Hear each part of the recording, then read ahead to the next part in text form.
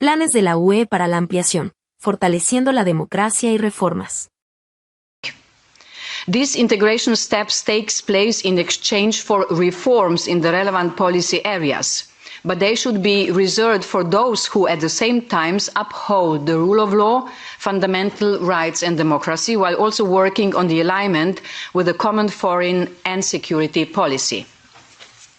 May I add here, and this goes beyond the scope of the enlargement reports, that we should also apply the same logic of integrating our future members early to the activities the Commission is planning now. So a new momentum of the gradual integration is a cooperation on the field of the following documents.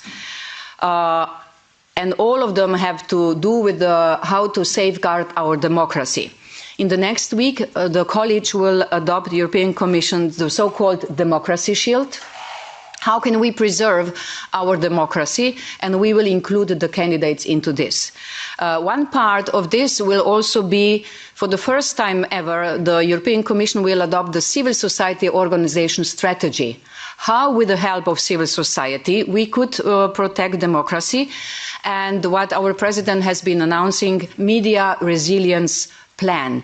Resilient media being important part of every democratic system, and of course especially in fighting disinformation and manipulation of information. Honourable members, enlargement can only be successful if it will make our union stronger. To achieve that, we need more progress on two main pillars. First pillar is that future member states must prepare for the responsibility of member states completely. And second, we must prepare our union for a larger EU. This goes hand in hand.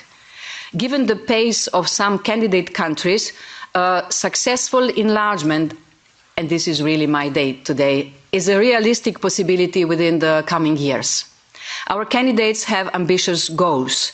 Montenegro wants to finish negotiations at the end of 26, Albania at the end of 27, Moldova and Ukraine in 2028. For me, ambitions are more important than years or dates, and the Commission is supporting those ambitions.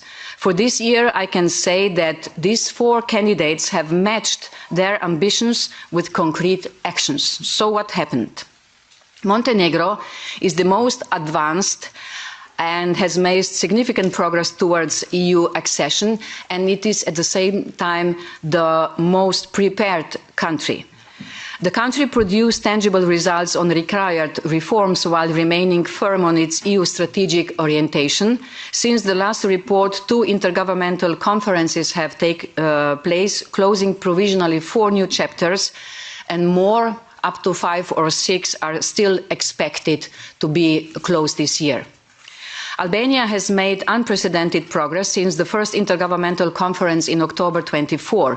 4 more clusters were opened over the year, and the remaining cluster is still to be open in November. This outstanding result is a clear recognition of the firm political commitment of Albania and the clear EU aspirations of its society. 91% of citizens are supporting EU membership. Albania continued to make progress in reforms under the fundamentals cluster and is preparing to deliver the interim benchmarks for it by the end of the year. Moldova has progressed on its accession path with accelerated speed and significantly deepened its cooperation with the EU despite the continuous hybrid threats and attempts to destabilize the country and its EU course.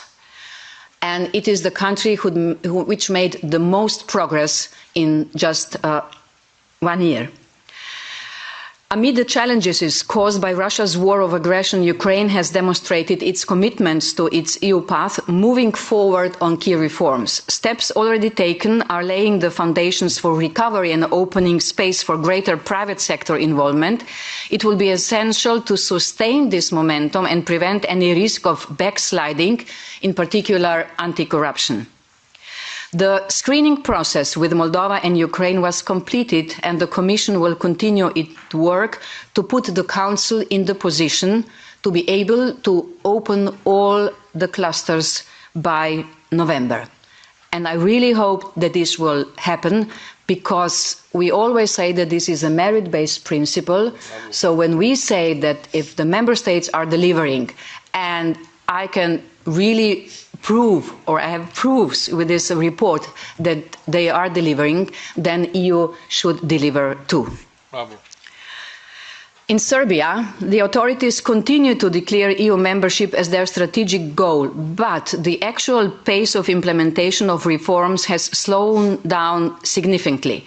While some recent positive developments are noted, Serbia needs to deliver on credible reforms across the board, most importantly in the area of fundamentals. We also need to see further progressive and stronger alignment with the common foreign and security policy, CFSP. For all the candidates, 4 countries of the Western Balkans are fulfilling CFSP with 100%. Kosovo we are not measuring. Then we have Ukraine with 99, we have Moldova with 98, and Serbia with 62.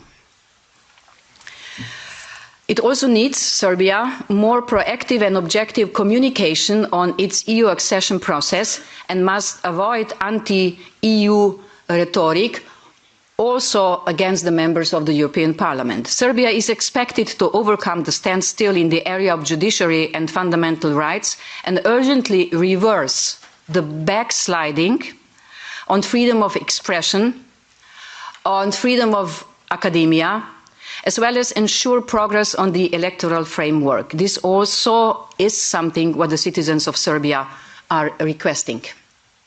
Bosnia and Herzegovina faced political tensions with the end of the ruling coalition and a stalemate in reforms. However, in September 25, Bosnia and Herzegovina submitted its reform agenda to the Commission for Agreement. Following the recent institutional changes in the Republika Srpska entity, the country has now an opportunity to progress on its EU path with, in the first place, the adoption of judicial reform laws and appointment of chief negotiator. Then we could start soon. North Macedonia, as I have said, kept full alignment with the CFSP, and the technical work on the roadmaps and the action plan linked to Cluster 1 continued, but the country has not taken decisive steps to advance in the accession negotiations process over the last year.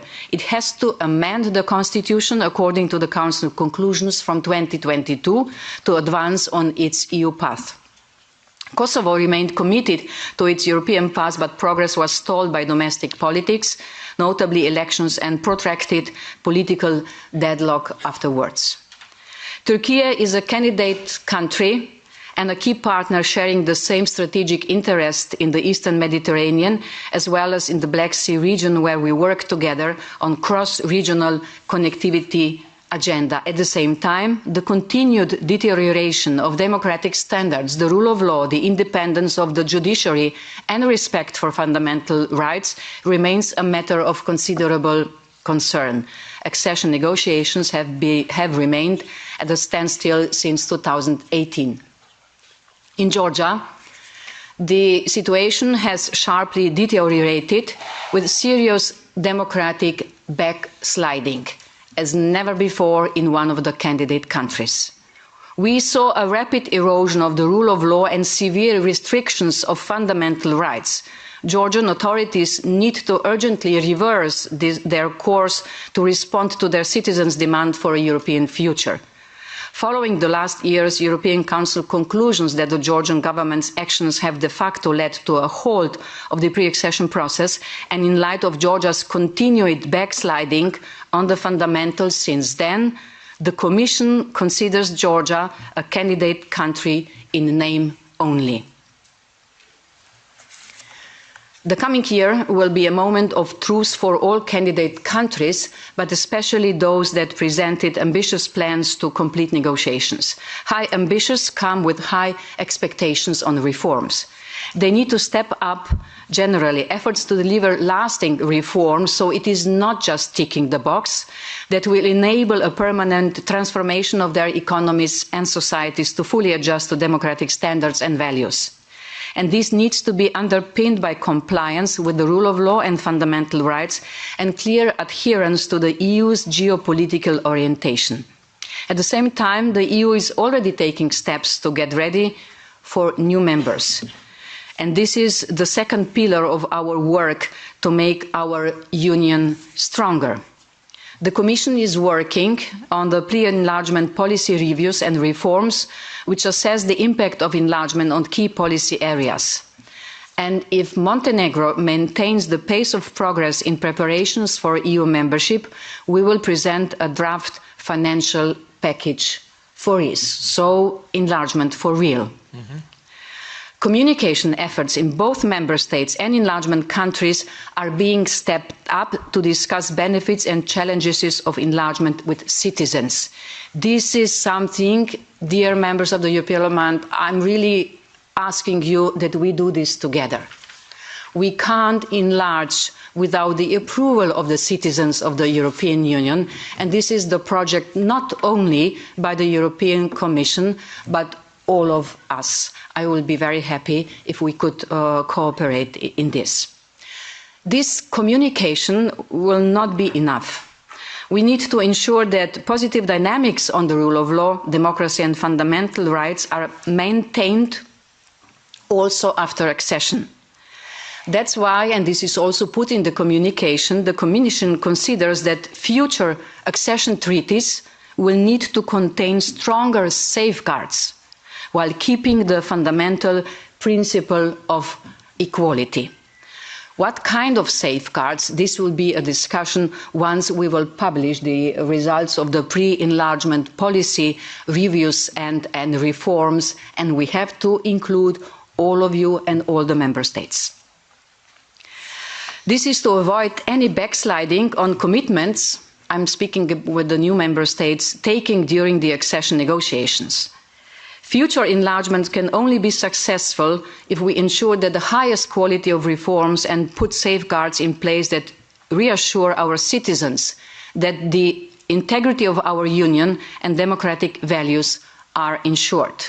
Each previous enlargement has made our union stronger, and this success relies on readiness. So let us not shy away from having the necessary discussions on how we can make sure a larger union will be the stronger union we need.